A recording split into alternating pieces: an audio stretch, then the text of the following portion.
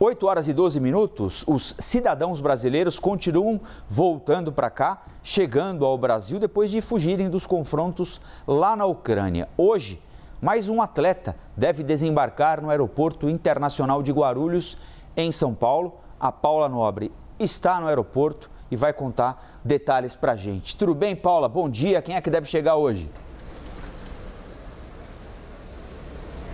Oi, Colombo, tudo bem?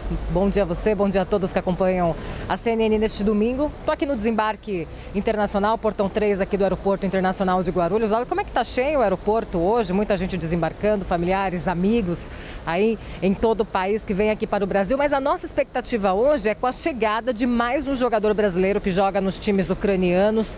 A expectativa é da chegada deste jogador por volta das 5h30. Ao menos 30 jogadores brasileiros já saíram da Ucrânia, alguns ficaram ali em países da Europa, outros já desembarcaram aqui no Brasil. E como eu disse, a expectativa é da chegada do jogador Everton Florencio, que deve chegar hoje por volta das 5h30. Esse jogador ele estava em Kherson, primeira cidade ocupada pelas tropas russas, e conseguiu sair de lá por uma rota rumo a Moscou, na Rússia, passando pela Crimeia.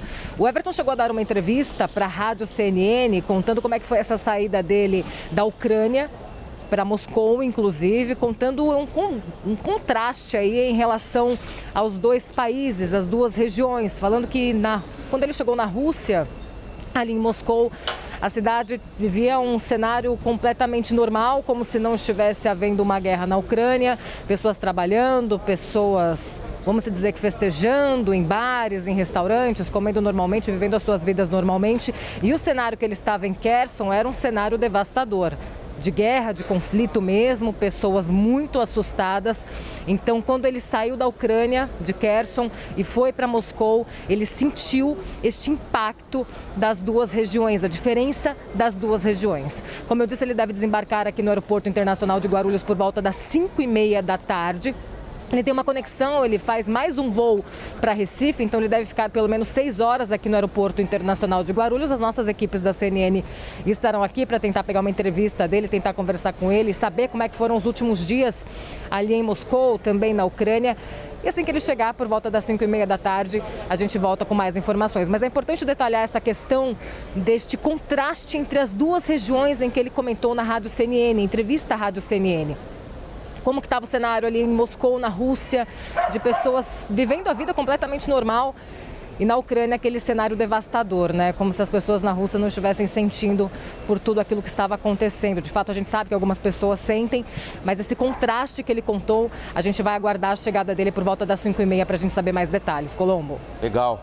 Combinado, Paula. Paula Nobre conversando com a gente ao vivo, direto do Aeroporto Internacional de São Paulo, em Guarulhos. Sobre esse contraste, aliás, a Paula pontuou muito bem, né? É importante lembrar, a Ucrânia é uma porta de entrada para muitos atletas brasileiros, né? Especialmente de futebol, de futsal também, né? É um país com quem o Brasil mantém relações esportivas muito estreitas. Tem equipes que chegam a ter 5, 6 atletas brasileiros ao mesmo tempo. Alguns, é claro, têm que se naturalizar para poderem jogar juntos na mesma equipe ao mesmo tempo.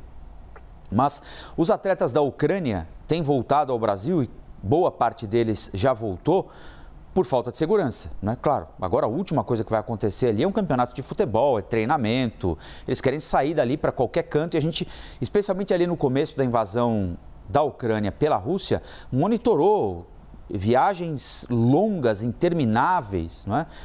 Eles começavam e não sabiam onde iam terminar a viagem, se é que iam terminar, de vários jogadores famosos, né, aqui no Brasil, outros nem tanto.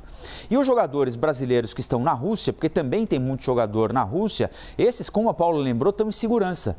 Mas eles estão voltando porque os clubes russos estão impedidos de jogar competições internacionais, né?